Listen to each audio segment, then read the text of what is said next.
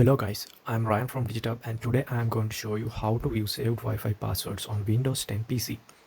Almost all the Wi-Fi networks are password protected, which means you will need to enter password to connect to the network. Once you connect to Wi-Fi network, most devices save the password for that network and you won't need to enter it again and again every time you need to connect to the same network. So it is common for most people to forget their Wi-Fi passwords. So when they need to connect a new device such as a mobile, tablet or even a laptop to their Wi-Fi network, they are in trouble. So in this video, I will save you from that trouble and explain how you can see the saved Wi-Fi password on Windows 10 PC. To get started, first you need to connect to the Wi-Fi network, otherwise this won't work.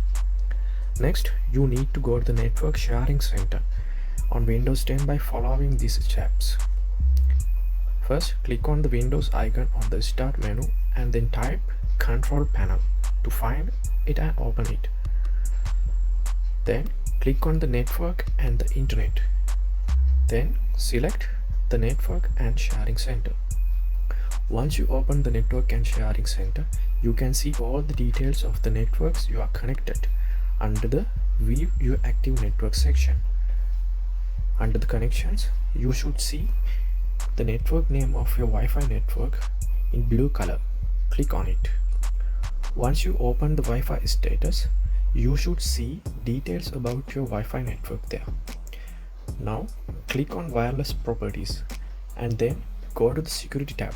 Under the network security key section, you will see this checkbox. Click on it and you will see your Wi-Fi password. If you want to know how to view saved Wi-Fi password using command prompt, please refer to the article below. So anyways guys, I hope you enjoyed this video and I will see you in the next one.